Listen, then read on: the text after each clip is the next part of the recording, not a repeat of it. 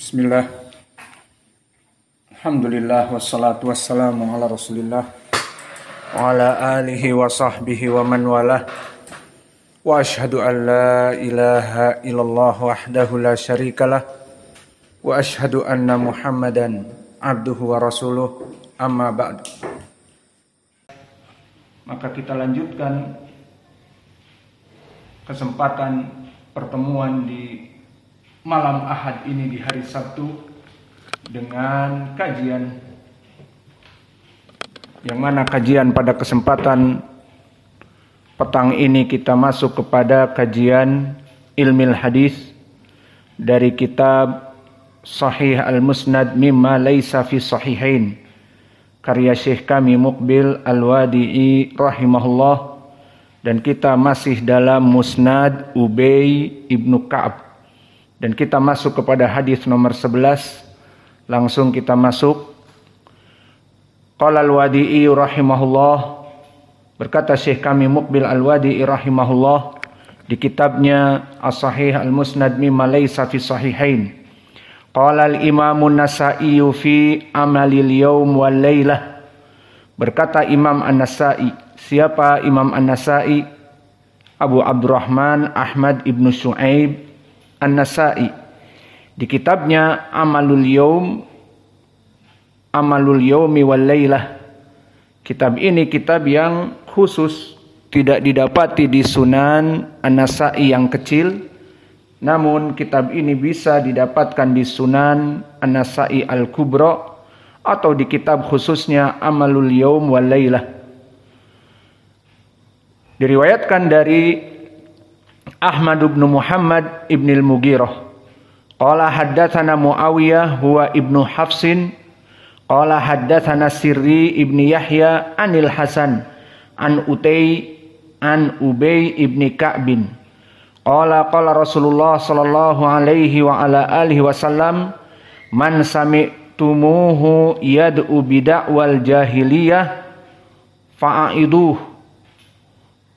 bihani abihi wala taknu. Hada hadithun hasan. Berkata Syekh kami Muqbil menghukumi hadis ini adalah hadis yang hasan. Kemudian Syekh kami Muqbil meriwayatkan dari jalan yang lain. Qala al-Imam An-Nasa'i rahimahullah fi amalil yawm wal laylah, masih di kitab yang sama namun dari jalan yang lain.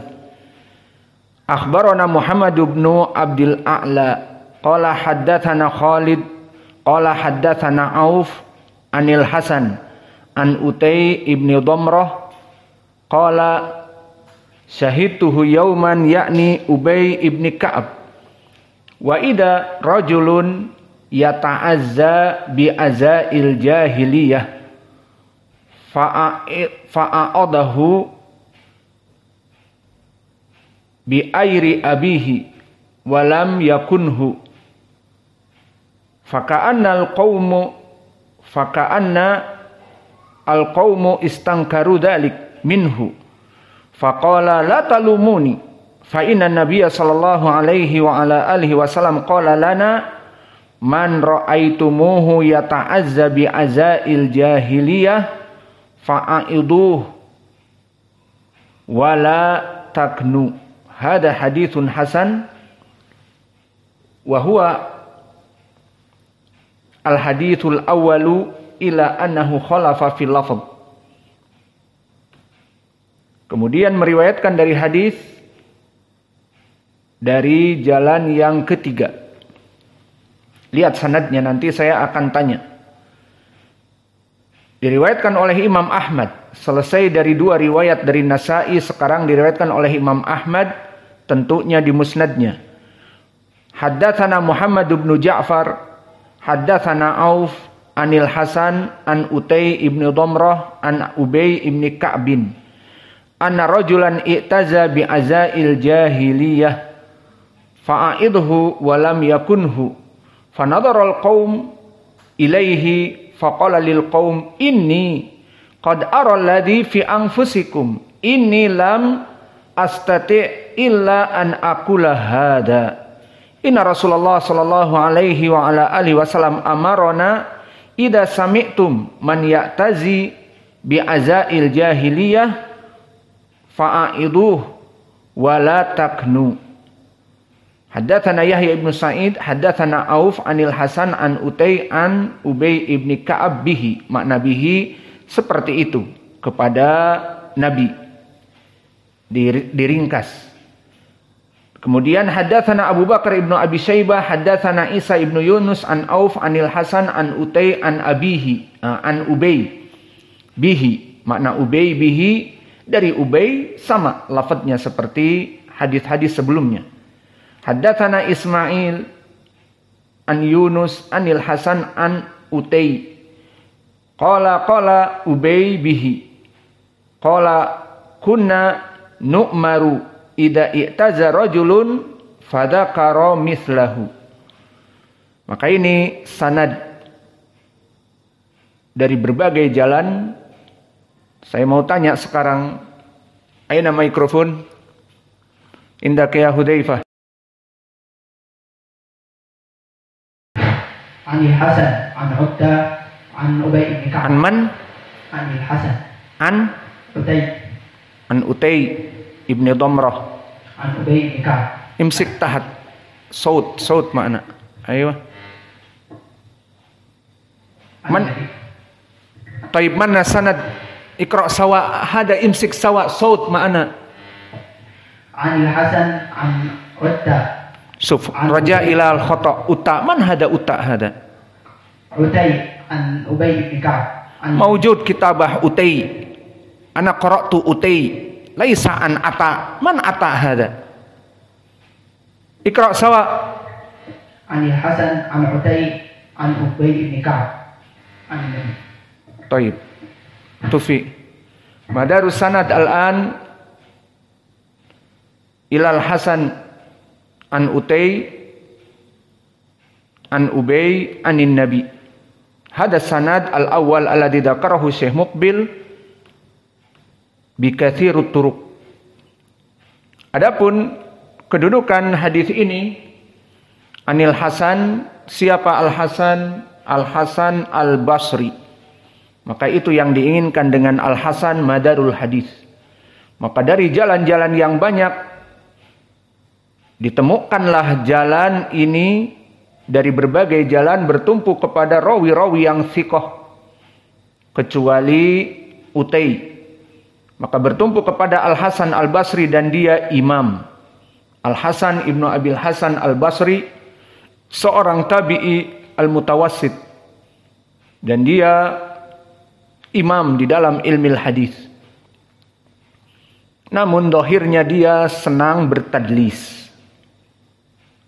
Maka di sini meriwayatkan dari Utay ibnu Damrah dari berbagai riwayat dengan menyebutkan an Utay ibnu Damrah. Disinilah dari permasalahan Al-Hasan Al-Basri yang mana dia mudallis. Adapun Utay ibnu Damrah At-Tamimi Al-Basri, maka dia pun sama di tabaqah yang ketiga. Maka Al-Hasan Al-Basri meriwayatkan dari Utay ibnu Damrah sama-sama di tabaqah yang ketiga. Dan Utay ibnu Damrah mahaluh, dia disikohkan oleh para ulama, di antaranya berkata Ibnu Sa'ad, kana thiqatun qalilul hadis. Dan bahkan Ali ibnul Madini menyebutkan la nahfaduha illa min tariqil Hasan wa hadithuhu yusbihu hadith ahlas sidq wa in kana la yu'raf. Maka Ali ibnul Madini mengatakan bahwa dia tidaklah meriwayatkan dari Ubay kecuali dari jalan Al-Hasan Al-Basri. Maka hadis ini adalah dari orang-orang yang sidq. Maka di sini wallahu a'lam Utay ibnu Damrah bisa dikatakan rawi yang thiqah atau rawi yang hasan. Maka Syekh kami menyebutkannya dohirnya dia rawi yang hasan, sehingga dia menyebutkan hasanul hadis. Namun Ibnu Sa'ad mengatakan siqah, dan juga Ali Ibnul Madini mengatakan saduq. Maka ini yang menyebabkan Syekh kami Muqbil mengambil ucapan Ali Ibnul Madini. Dan Al-Hafidh Ibnu Hajar menyebutkan siqah. Ala kullin, hadis ini meskipun saduq ataupun siqah menjadi hadis yang sahih, maka semuanya tidak berpengaruh. Karena hadis yang saduq maknanya hasan itu diamalkan. Kemudian tidak cukup dengan ini, Syekh kami Muqbil menutup di dalam kitabnya Al-Jami'us Sahih dengan riwayat yang kedua. Maka dibaca sekarang, kita baca. Qala Syekhuna Muqbil qala al-Imam Abdullah ibni Ahmad. Berkata anaknya Imam Ahmad bernama Abdullah ibnu Ahmad di dalam kitabnya Zawaid al-Musnad. Haddatsana Muhammad ibn Amr ibn al-Abbas al-Bahili. Haddatsana Sufyan an Asim an Abi Utsman an Ubay radhiyallahu anhu. Lihat sanadnya berbeda. Awas, berbeda dengan yang pertama. Tidak ada Al-Hasan Al-Basri, tidak ada Utay ibnu Damrah, jalan yang lain. Inilah kelebihan Syekh kami Muqbil di sini. Dia mengambil jalan dari selain Al-Hasan Al-Basri karena ada tadlis, memasukkan riwayat yang lebih selamat. Maka dia katakan, Ubay radhiyallahu anhu, anna rajulan i'tazza fa'idhu Ubay bihani abih faqalu ma kuntu fahishan au fahasan qala inna umirna bidzalik. Berkata Syekh kami Muqbil, hada hadithun sahih wa Asim huwa ibnu Sulaiman al-Ahwal. Maka di sanad yang kedua ini Syekh kami Muqbil menghukumi sanad ini sahih dan lafadznya sama. Kita belum masuk kepada matan, belum masuk kepada lafadz. Namun di sini kita ingin menjelaskan kedudukan hadis ini. Maka madaru al-hadis di sini dari Asim ibnu Sulaiman al-Ahwal, karena dia yang mendekati dengan Al-Hasan Al-Basri. Maka di sini Asim ibnu Sulaiman al-Ahwal Al-Basri Al-Kufi Al-Muhim dari ahli Iraq, dia hidup di Tabaqah Ar-Rabi'ah. Dia lebih turun sedikit dari Al-Hasan Al-Basri. Dan kedudukannya dia adalah rawi yang siqah. Dikatakan oleh Abu Hatim salihul hadis. Dan ini adalah penurunan dari siqah. Dan ini dimaklumi karena Abu Hatim mutasyaddid. Adapun ucapan imam yang mu'tadil, berkata Imam Ahmad, min hufad lil hadis siqatun. Maka dihukumi oleh Imam Ahmad bahwa dia adalah rawi yang siqah. Imam Ahmad mu'tadil, ucapannya lebih didahulukan daripada Abu Hatim. Dan ditambah dengan itu Abu Zur'ah, qarinnya Abu Hatim, sama-sama dari Ar-Razi, sama-sama dari negeri Rai, bahwa dia Basri siqah. Maka di sini Abu Zur'ah, Imam Ahmad mensiqahkannya. Dan bahkan Ali Ibnul Madini, dan Ali Ibnul Madini mu'tadil juga, mengatakan kana siqah. Dan di riwayat yang lain sabtun. Kalimat sabtun di atas dari siqah. Maknanya dia lebih kuat daripada siqah.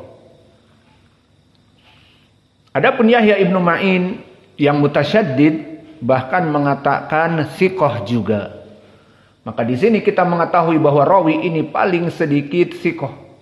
Jika dikatakan boleh diangkat kepada derajat imam, boleh. Karena Ali Ibnul Madini mengatakan sabtun. Di riwayat yang lain dia mengatakan sabtun. Dan makna sabtun adalah kukuh. Sangat kuat, kokoh dari hafalannya, di atas dari siqah. Dan juga Imam Ahmad memujinya di saat mengatakan siqah minal hufad lil hadis. Dan kalimat al-hufad adalah mereka orang-orang penghafal hadis. Hafalannya sangat kuat. Alhasil bisa dikatakan bahwa Asim ibnu Sulaiman al-Ahwal dia bisa di atas derajat siqah ataupun siqah, tidak apa-apa. Yang jelas hadisnya sahih. Dan di tabaqahnya ada Asim. Siapa Asim yang di tabaqahnya? Asim ibnu Abi Nujud. Atau Asim ibnu Bahdalah. ada di sana Asim ibnu Bahdalah atau Asim ibnu Abi Nujud, yang mana dia derajatnya saduq, hasanul hadis. Indaman soal, indak ya Muhammad. Hada Asim ibnu Abi Nujud alladhi fi tabaqatihi. Man huwa fi qiraa'ah as-sab'ah? Qiraa'ah Hafs an Asim. Ahsan. Maka qiraa'ah Hafs an Asim, siapa Asim yang antum hafal itu qari'ul Quran? Inilah Asim ibnu Bahdalah ibnu Abi Nujud. Dari segi ilmu hadis dia pas-pasan, bukan imam. Adapun rawi di sini Asim al-Ahwal yang matanya juling, dinamakan al-Ahwal, dan ini bukan penghinaan. Di sini namanya Asim ibnu Sulaiman, bukan Asim ibnu Bahdalah ibnu Abi Nujud, tetapi Asim ibnu Sulaiman. Adapun qari yang antum hafal adalah Asim ibnu Bahdalah. Lalu riwayatnya Hafs an Asim. Maka Hafs di sini rawi yang matruk, rawi yang ditinggalkan. Maka oleh sebab itu jika ditanya bagaimana keadaan qiraa'ah Hafs an Asim sekarang ini mendunia, semua terutama di benua Asia kita dan juga di benua Afrika, Eropa, mereka membaca qiraa'ah Hafs an Asim, padahal Hafs rawi yang matruk dan Asim pas-pasan. Kenapa kok sekarang mendunia? Disebutkan oleh ahlul qura bahwa qiraa'ah yang masyhur di zaman salaf dulu di antaranya qiraa'ah Nafi' al-Kabir, dan ini diakui oleh Imam Malik. Dulu sholat di belakang Imam Nafi' al-Kabir di Masjid Nabawi, karena Imam Malik dengan Nafi' satu zaman. Maka dia mencintai qiraa'ah Nafi'. Dan ditanya Imam Ahmad, qiraa'ah yang mendekati sunnah siapa? Dikatakan qiraa'ah Nafi'. Pada zaman itu yang mendunia di Hijaz, yakni di Madinah dan Mekkah, adalah qiraa'ah Nafi' di Madinah. Dan di Mekkah qiraa'ah juga Ibnu Katsir dan Abu Ja'far al-Madani. Dan begitu pun di Kufah yang masyhur qiraa'ah Hamzah az-Zayyat yang kita pelajari di pagi hari tadi. Setelah meninggal Hamzah maka diambil kedudukan oleh Imam Al-Kisai. Maka itulah dari qura yang dulu mendunia. Maka disebutkan oleh ahli qura, jarang sekali qiraa'ah Hafs an Asim. Yang masyhur adalah qiraa'ah Wars an Nafi' dan qiraa'ah Hamzah az-Zayyat di Kufah dan qiraa'ah Abu Amr al-Basri seperti qiraa'ah yang akan kita pelajari nanti. Dan juga di Madinah qiraa'ah Nafi'. Maka ini qiraa'ah yang masyhur di zaman tabi'i dan itba'ut tabi'in. Lalu kemana qiraa'ah Hafs an Asim? Maka Hafs an Asim tadi kami sebutkan Asim ibnu Bahdalah di zaman tabi'i. Namun qiraahnya kurang diambil karena diantaranya Hafs muridnya matruk. Berbeda dengan riwayat-riwayat yang lain seperti Hamzah al-Kufi az-Zayyat muridnya Al-Kisai imam. Dan Al-Kisai diambil oleh muridnya yang masyhur Abu Amr, yang muridnya masyhur Ad-Duri imam. Dan yang lain-lainnya. Seperti Nafi' diambil oleh muridnya Qalun Siqah. Dan begitu pun Ruwais atau Wars An-Nafi' Siqah.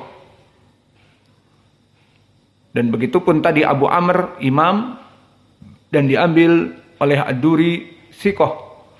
Maka riwayat-riwayat mereka membahana di seluruh dunia. Lalu kalau begitu mulai dari kapan qiraah Hafs an Asim menjadi rujukan sekarang di zaman dari khalifah yang terakhir yang berada di Turki. Khalifah yang terakhir yang berada di Turki yang setelah itu diganti oleh pemerintahan Turki di zaman Ataturk dan hilang musnah dari kekhalifahan. Maka pada zaman kekhalifahan di Turki, kekhalifahan memandang bahwa kita mengumpulkan kaum muslimin dengan qiraah yang satu, qiraah Hafs an Asim. Dipilihlah qiraah Hafs an Asim bukan dikarenakan dia itu mengikuti sunnah atau tidak. Yang jelas semuanya ada sanadnya kepada Nabi, jelasnya sunnah. Namun dipilihlah qiraah Hafs an Asim. Dan dicetaklah pada zaman kekhalifahan kutub-kutub dari tajwid Hafs an Asim yang seperti ma'ruf kita pelajari bagaimana qiraahnya Hafs an Asim. Tidak ada al-imalah al-kubra, tidak ada al-imalah as-sugra, dan juga tidak ada dari majaiz munfasil dibaca al-isba' dan seterusnya, seperti yang antum hafal dari qiraah Hafs an Asim. Maka dicetak dari mushaf yang dulunya tidak diketahui, jarang. Qiraah Hafs an Asim jarang pada zaman salaf dulu. Kemudian di zaman mutaakhir ataupun di zaman yang terakhir dari kekhalifahan yang terakhir, maka dicetak dan disebarkan. Maka di mana-mana tidaklah dibaca qiraah Hafs an Asim dari perintah kesultanan dan kekhalifahan, dan disebar buku-buku, dicetak qiraah Hafs an Asim. Sehingga di Madinah dan di Makkah tempatnya pusat pembacaan Al-Quran, karena mereka para hujjaj dan mu'tamirun kembali ke Makkah. Maka di sana semua qiraah Hafs an Asim berbeda dengan zaman dulu. Di zaman Imam Malik, di zaman Nafi', maka Madinah dibaca dalam keadaan qiraah Wars an Nafi' atau Qalun an Nafi', Nafi' al-Kabir. Tidak ada Hafs an Asim. Dan begitu pun di Makkah qiraah Abu Ja'far dan juga Ibnu Katsir al-Makki dan yang lainnya. Dan begitu pun di Kufah Abu Hamzah seperti yang kami sebutkan dari Hamzah, dan qiraah Al-Kisai dan Ya'qub Al-Hadrami dan yang lainnya. Maka tidak dikenal qiraah Hafs an Asim kecuali zaman now, dan pada zaman sekarang semua qurra kebanyakan di Madinah, di Makkah, di Imamil Haramain kebanyakan membaca dengan qiraah Hafs an Asim.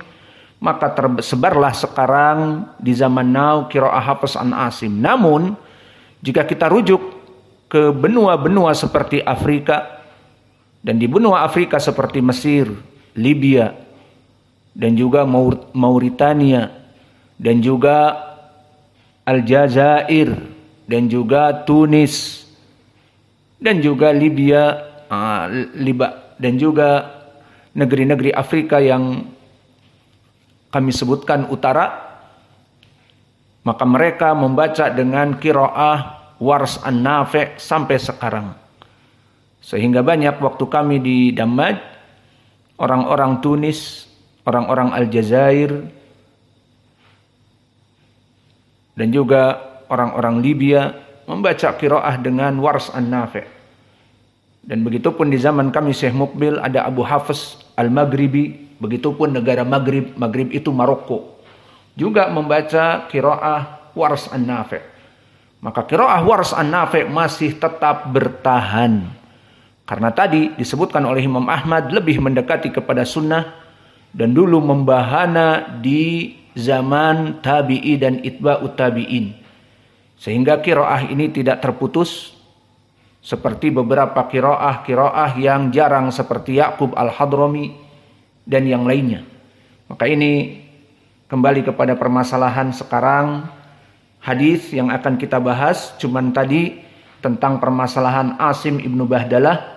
Maka Asim ibnu Bahdalah dia adalah qurra dari qurra yang antum hafal dari qiraah Hafiz an Asim. Kembali kepada Asim ibnu Sulaiman Al-Ahwal. Di sini dia perawi hadis ini. Maka rawi hadis ini sikoh. Meriwayatkan dari jalan yang kedua ini dari Abu Utsman. Siapa Abu Utsman? Dia adalah Abu Utsman An-Nahdi. Maka namanya siapa Abu Utsman An-Nahdi? Namanya Abdurrahman ibnu Mul. Potongan dari Mulyono mungkin. Berarti orang Jawa ini. Bukan. Maka dia Abdurrahman ibnu Mul. Bas, maafi Mulyono. Ikhtisar min Mulyono. Kalau Mulyono nanti dia dari Jawa. Abu Utsman An-Nahdi namanya Abdurrahman ibnu Mul. An-Nahdi Al-Kufi. Maka dia derajatnya mukhadram. Min kibar asaniyah. Jadi dari kibar at-tabi'i. Dan dikatakan mukhadram maknanya dia hidup di zaman Nabi. Namun belum duduk bersama Nabi. Bisa jadi jauh karena dia dari Kufah. Dari Nahdi. Tapi sudah berislam di zaman hidup Nabi. Namun tidak duduk bersama Nabi dan datang meriwayatkan dari para sahabat seperti di sini dari Ubay, bisa jadi dia datang ke Madinah dan Nabi sudah meninggal, hidup bersama para sahabat sehingga dia menjadi riwayat tabi'i mukhadram. Maka para tabi'i tidak dihukumi sebagai sahabi karena mereka adalah mukhadram. Kemudian mahaluh Abdurrahman ibnu Mul ini dia rawi yang sikoh. Berkata Abu Hatim kana sikotun wa kana arifun qaumihi. Apa maknanya arifun? Kata Abu Hatim bahwa dia rawi yang sikoh dan dulu arifun qaumihi maknanya dia pemimpin kaumnya. Maka setiap kaum itu ada pemimpinnya. Setiap kaum ada pak lurahnya. Setiap kaum ada kepalanya. Pak RT, Pak RW, kepala qabilah. Dan begitupun Abdurrahman ibnu Mul, dia pemimpin dari qabilahnya An-Nahdi. Kelompok An-Nahdi, qabilah ini dipimpin oleh Abdurrahman ibnu Mul. Itu maknanya. Kana arifun qaumihi. Dia pemimpin dari kaumnya. Dan disebutkan oleh Abu Zur'ah dan An-Nasa'i bahwa dia rawi yang sikoh. Maka disikohkan juga oleh Ibnu Sa'ad. Maka hadis ini yang kedua jalannya adalah sahih. Maka sekarang kita masuk kepada matan. Di dalam hadis ini barakallahu fikum, di riwayat yang pertama kita baca, kemudian kita masuk kepada riwayat yang kedua. Di riwayat yang pertama dari Ubay ibnu Ka'ab, meriwayatkan langsung Ubay, man sami'tumuhu yad'u bida'wal jahiliyah. Maka jika kalian ada seseorang berdakwah kepada jahiliyah, apa makna berdakwah jahiliyah? Makna al-jahiliyah adalah dikembalikan kepada perkara-perkara sebelum masuknya Islam. Dan ini adalah bisa padanya hanya hukumnya maksiat, hanya hukumnya haram, atau bahkan kekufuran, kesyirikan seperti mengadakan penyembahan kepada selain Allah. Maka perkara al-jahiliyah hukumnya imma haram, imma kufur, imma syirik. Maka maksudnya di sini, barang siapa di antara kalian mendengar seorang yang mengajak kepada dakwah al-jahiliyah, dan kalimat al-jahiliyah dikembalikan kepada perkara tadi sebelum Islam yang hukumnya bisa jadi kesyirikan dan bisa jadi dari perkara yang kemaksiatan. Apa saja sih? Banyak di dalam hadis-hadis dikembalikan kepada perkara jahiliyah seperti at-ta'an fil ansab dan juga gulu fil ansab. Dia itu selalu menghina nasab yang rendah, karena Allah menjadikan nasab-nasab yang berbeda. Ada yang rendah dan ada yang tinggi nasabnya, seperti para raja, para orang-orang ahlil qudah di zaman dulu, para hakim yang mempunyai ilmu. Maka orang-orang alim ulama dan raja-raja itu sebanding, dia itu orang-orang yang tinggi. Kalau di zaman para habaib, ya mereka ngakunya pengikut keturunan Nabi, itu pun di atas derajatnya para habaib. Alhasil ini dari orang-orang yang tinggi derajatnya. Dan orang-orang yang rendah dari kelompok-kelompok yang kabilahnya rendah. Kenapa bisa ada kabilah yang rendah? Banyak ragam, di antaranya dikarenakan kelompok ini kalah berperang. Kalah berperang dengan kabilah yang lain, dijajah, jadi hina. Itu maksudnya. Dan juga disebabkan faktor-faktor yang lain, seperti kelompok ini memang buruk akhlaknya. Para pencuri atau melaksanakan perdagangan jual beli yang menurut adat istiadat buruk, maka direndahkan kabilah-kabilah yang rendah. Adapun itu terdapat di Arab sekarang, sehingga Arab mereka tidaklah menikah kecuali dengan orang-orang yang sepadan. Maka orang-orang yang rendah kabilahnya tidak menikah dengan orang-orang yang tinggi derajatnya. Maka para keturunan raja tidak menikahi para pembantu-pembantu emban-emban, tidak. Maka para pembantu emban-emban yang hanya sekedar buruh, tani, dan dia hidup menjadi membantu dari para kelompok raja-raja, maka mereka menikahi sesama mereka. Maka ini di Arab sampai detik ini ada. Dan mereka jika menikah, calon laki-laki misalnya ingin menikahi si fulanah, itu diperiksa keturunan si fulanah ini. Didatangi, ditanya tetangganya, bagaimana keadaan rumah ini, kabilahnya fulan. Oh, dia orang yang baik. Gimana agamanya, sholat. Gimana begini-begini, akhlaknya baik. Nah, ditanya lagi, keturunan siapa? Dia keturunan orang-orang rendah misalnya. Nggak jadi. Maka itu kenyataan. Maka di antara mereka jika ingin menikah di Arab, itu dilihat nasabnya. Nasabnya pantas atau tidak kita nikahi. Ada nasab yang memang dia itu troublemaker, pembuat onar, dan masyhur di kampungnya. Namun perempuannya cantik-cantik. Maka ingin menikahi, dilihat sama perempuan-perempuan lain, wah cantik-cantik. Namun setelah dipelajari, ditanyakan kepada tetangganya dan kabilahnya, itu kabilah troublemaker. Anak-anaknya semuanya tukang tipu, tukang mencuri, dan bla bla bla. Akhlaknya rendah, dan di antara mereka ribut terus sesama mereka, sehingga mereka tidak mempunyai nama baik. Maka akhirnya orang tidak menikahi kelompok seperti ini. Itu terjadi di Arab.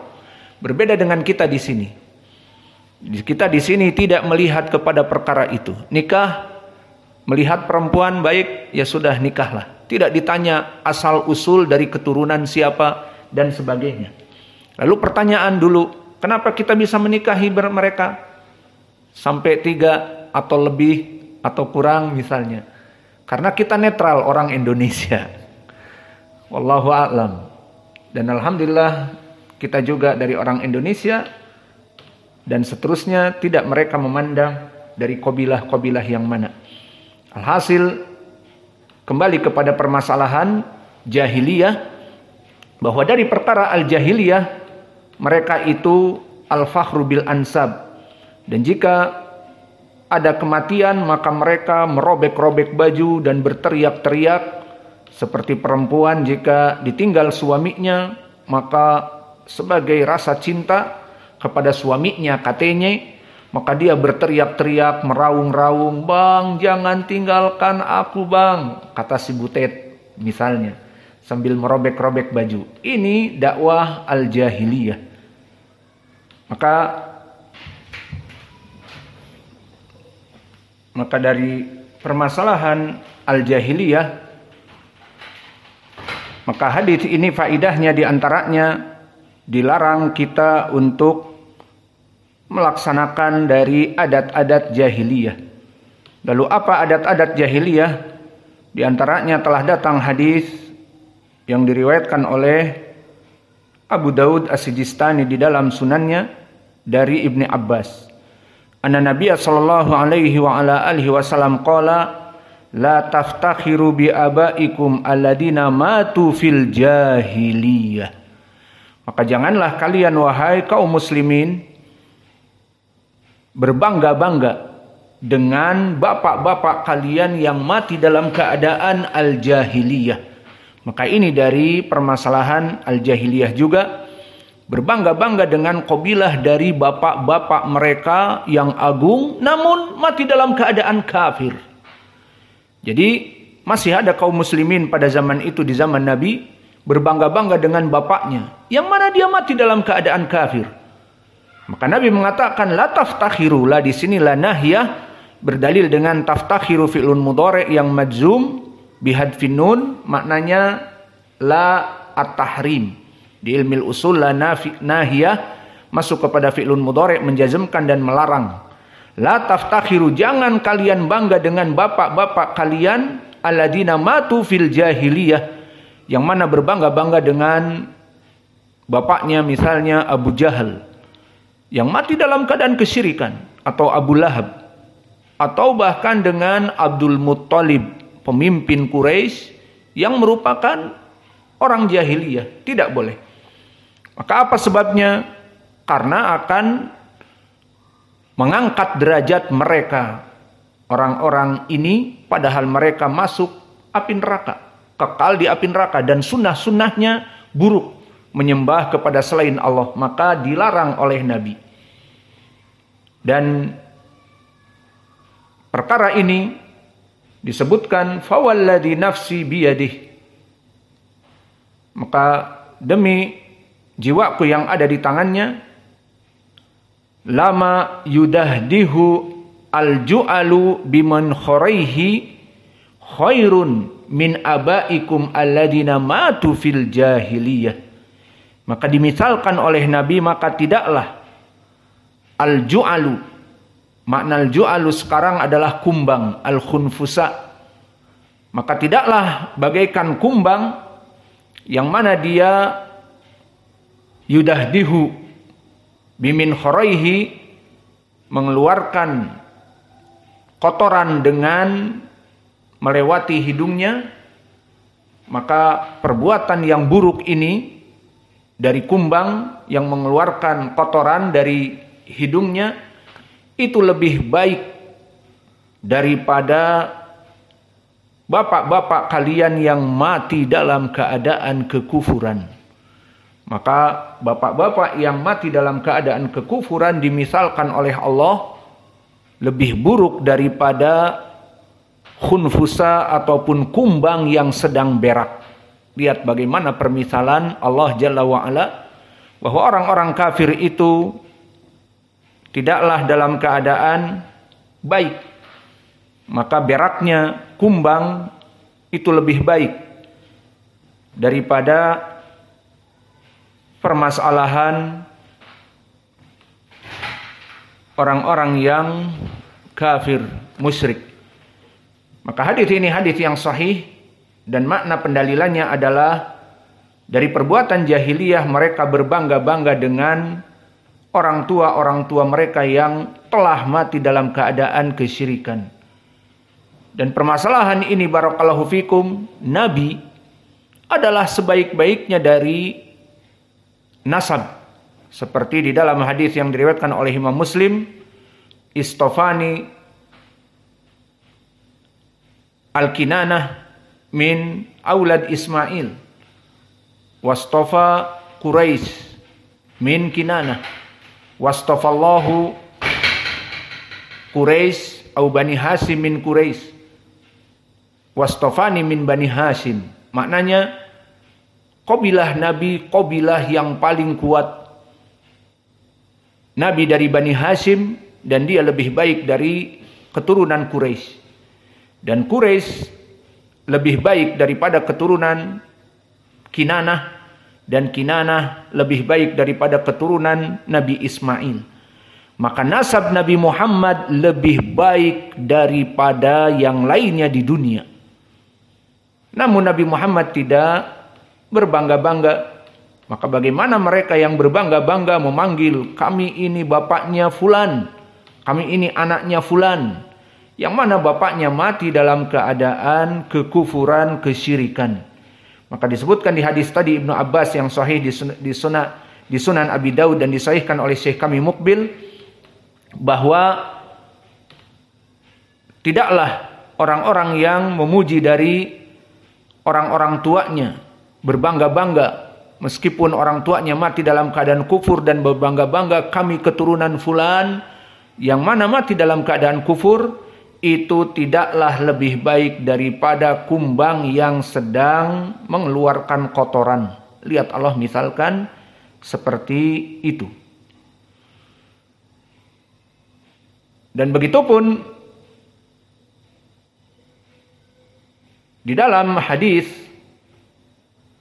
di sini disebutkan berbangga-bangga dengan al-jahiliyah, maksudnya juga dengan segala kemaksiatan yang ada pada al-jahiliyah.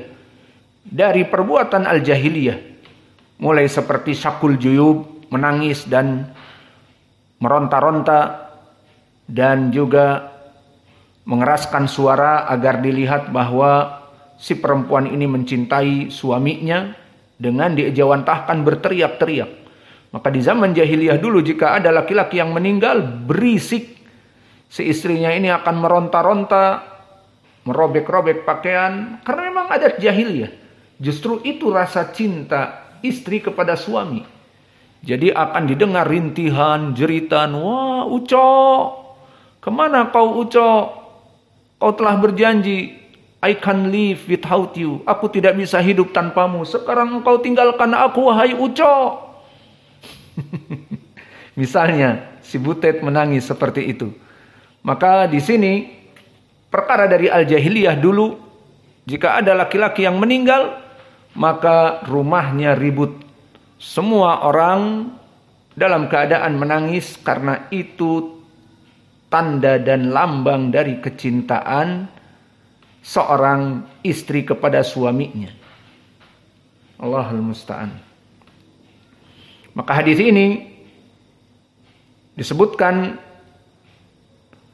tahdir dari kaum muslimin untuk mengikuti semua perkara-perkara al-jahiliyah, baik dalam permasalahan al-fakhru bil ansab wa ta'an fil ansab, menjatuhkan nasab dan mengangkat nasab dari bapak-bapak mereka yang kufur dan musyrik, dan juga dari perkara-perkara yang lainnya dari al-jahiliyah. Maka ini maksud lagi. Adapun di dalam riwayat Imam Ahmad, fa'aiduhu bihanni abih. Apa makna lafaz di sini? Kata Ubay, barang siapa yang dia itu menghidupkan sunnah-sunnah al-jahiliyah, maka fa'aiduhu bihanni abi. Maknanya adalah kalimat fa'aiduhu dari al-ad, menggigit, seperti di hadis addu 'alaiha bin nawajid, hadis Irbad ibnu Sariyah. Maka sunnah khulafa ar-rasyidin dan sunnah Nabi itu gigit dengan geraham. Maka fa'aiduhu bihanni abi. Apa makna di sini? Maka gigitlah. Apa al-hanu? Maka al-hanu telah kita lewati di pelajaran al-muttamimah. Dari asmaul khamsah apa? Abuka, akhuka, hamuka, fuka, dumalin, dan ada tambahan sebagian hanuka. Maka makna al-hanu apa? Alat kelamin. Jadi maksudnya hanuka alat kelamin kamu, alat kelamin bapakmu. Maka di sini kata Ubay meriwayatkan dari Nabi, barang siapa ada orang yang memuji, ada orang yang mengajak kepada dakwah al-jahiliyah, fa'aiduhu, maka gigitlah bihani abi, gigitlah burung punya bapaknya. Di sini maknanya. Dan makna ini adalah maknanya benar, itu yang diinginkan. Dan di dalam hadis lihat dari lafaz-lafaz yang ada yang kita lewati tadi di riwayat Ubay disebutkan idza sami'tum man ya'tazi bi aza al-jahiliyah fa'adduhu wala tukannu. Maka sebutkan keburukannya dia itu dan jangan tukannu, jangan dikinayahkan. Maksudnya jangan disembunyi-sembunyikan. Nah, di riwayat yang terakhir lebih jelas lagi. Dari riwayat Abi Utsman An-Nahdi dari Ubay, ana rajulan i'tazza, bahwa seseorang melaksanakan perbuatan jahiliyah di depan Ubay. Bersifat umum, apa yang dilakukan tidak tahu yang jelas. Ini perbuatan jahiliyah, bisa jadi dia berbangga-bangga dengan bapaknya yang kafir, atau menghina dari kelompok yang rendah, atau melaksanakan kemaksiatan yang merupakan dari dakwah al-jahiliyah. Maka Ubay di saat melihat seseorang yang berdakwah kepada jahiliyah, fa'aiduhu Ubay bihani abihi, maka Ubay mencelaknya dengan ucapan yang gamblang tadi. Disebutkan fala yakunnu, jangan engkau memberikan kinayah, sebutkan saja dasar alat kelamin bapakmu, seperti itu. Maka dengan gamblang, lihat di dalam hadis, fa'auduhu Ubay, maka Ubay menyebutkannya dengan keburukan. Jangan ikuti orang ini. Orang ini anu-anu bapaknya. Orang ini alat kelamin bapaknya. Tidak dikunyahkan, tidak ditutupi. Sebut saja dengan ucapan yang buruk. Lihat apa kata rawi di sini. Di saat Ubay melaksanakan demikian, faqalu ma kunta fahishan atau ma kunta fahasan. Maka mereka manusia kaget kepada Ubay yang mencela. Ubay keluar mulutnya seperti itu. Dasar alat kelamin bapakmu, seperti itu. Maka dikatakan makun tafahasan. Wahai Ubay, kamu bukan orang yang lisanmu itu mencela-cela seperti itu.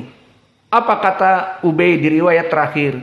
Inna umirna bidzalik, bahwa kita diperintah oleh Nabi untuk mengatakan yang demikian.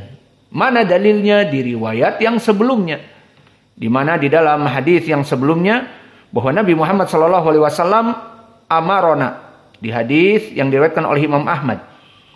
Lihat, kita baca di hadis yang diriwayatkan dari Utay ibnu Domroh, diriwayatkan oleh Imam Ahmad bukan An-Nasai, bahwa Ubay berkata, ana rajulan i'tazza bi azail jahiliyah.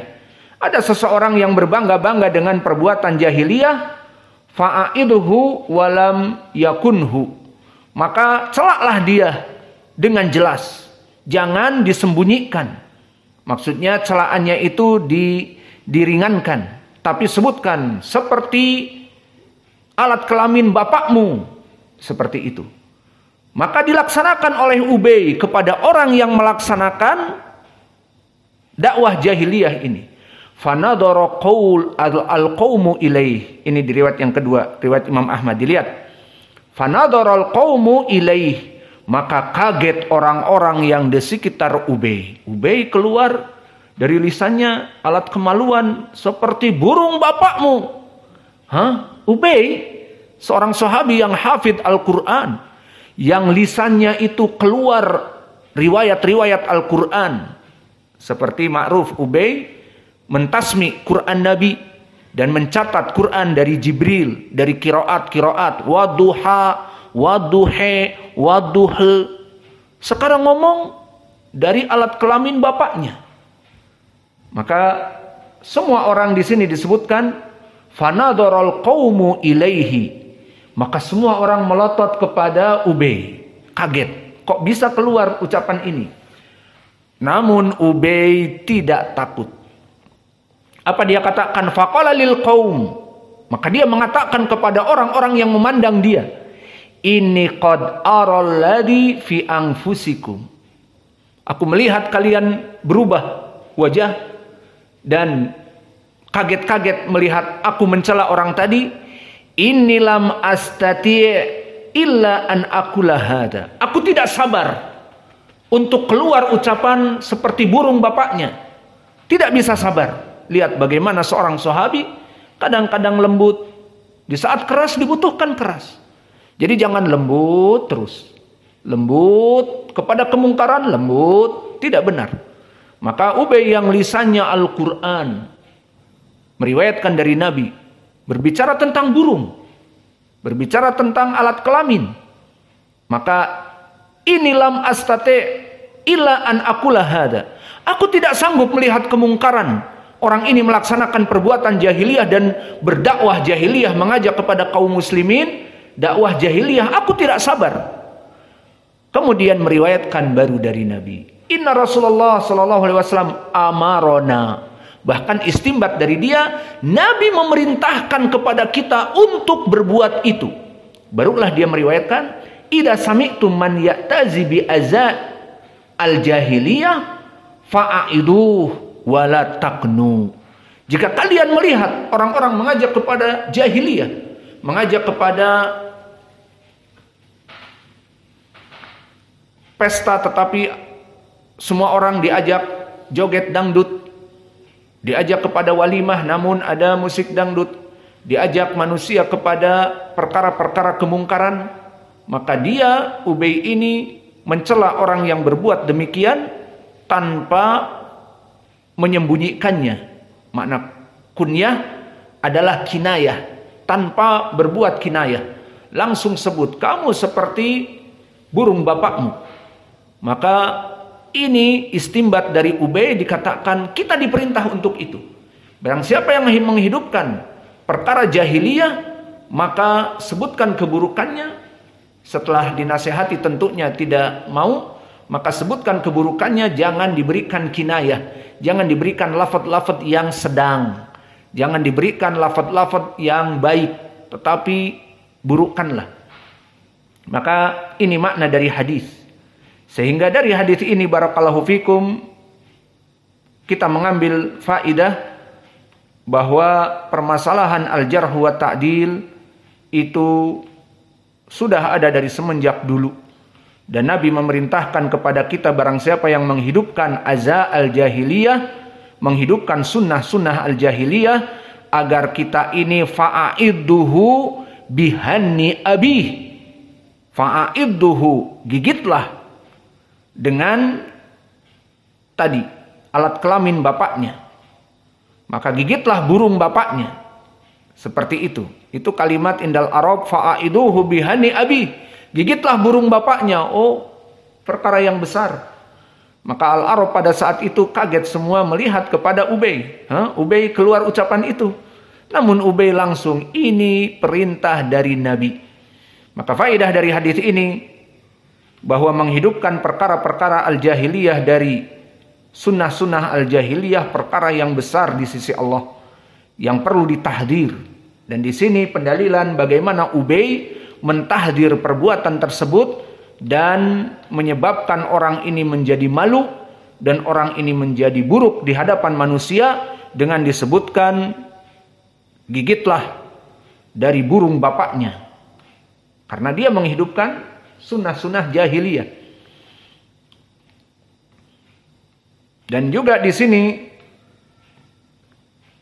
faidah, boleh seseorang melaksanakan al-jarh wa ta'dil jika memang dibutuhkan, sehingga seperti yang dilaksanakan oleh para ulama terutama muhaddisin, si fulan dhaif, si fulan sayyi'ul hifdz, hafalannya rusak. Dan begitu pun di zaman now seperti Syekh kami Mukbil menyebutkan misalnya Yusuf Al-Qardawi qaradallahu lisanah, Yusuf Al-Qardawi iskat kalbil awi, dan seterusnya. Dan jama'atu Ikhwanil Muslimin dinamakan Ikhwanul Muflisin. Semua lakob-lakob seperti ini yang buruk itu tujuannya untuk menjauhkan manusia dari fitnah-fitnah mereka. Dan juga jama'atut tabligh yahtaju ila man yuballighuhu, bahwa jamaah tabligh mereka orang-orang yang butuh diberikan tabligh, diberikan penjelasan dan penerangan. Maka ucapan-ucapan syekh seperti itu semuanya adalah diperbolehkan di dalam syar'i. Seperti mengatakan Yusuf Al-Qardawi dari ucapan fatwa-fatwanya yang menyeleneh, Syekh kami mempunyai kitab berjudul Iskat Kalbil Awi. Apa Iskat Kalbil Awi? Mendiamkan dari lolongan anjing. Yusuf ibnu Abdillah Al-Qardawi. Maka direkankan oleh Syekh kami bahwa fatwa-fatwa yang nyeleneh dari Yusuf Al-Qardawi bagaikan lolongan anjing. Maka didiamkan dengan kaset itu dan buku itu bagaikan dilempar sandal. Maka itu yang bisa kita berikan dari pelajaran hadis ini. Maka hadis ini hadis yang sahih. Syekh Mukbil mengeluarkan dari Ubay ibnu Ka'ab di musnadnya dengan dua jalan. Jalan yang pertama, siapa sanadnya? Al-Hasan an Utay ibni Domroh an Ubay. Yang kedua, an Asim ibni Sulaiman al-Ahwal an Abi Utsman an-Nahdi Abdurrahman ibnu Mul. Maka an Ubay. Maka dua hadis ini menjelaskan kepada kita tentang kita tidak tanggung-tanggung untuk mencela orang-orang yang melaksanakan kebid'ahan dan membawa manusia kepada kesesatan al-jahiliyah. Dengan disebutkan di sini fa'idhu bihani abih, maka gigitlah dari burung bapaknya. Maka ini lafaz yang sangat buruk, sampai dulu Ubay di saat mempraktekannya di depan kaum muslimin, semua kaum muslimin para sahabat kaget. Loh, Ubay kok bilang seperti itu? Iya, umirna bihada, kata Ubay, aku tidak sabar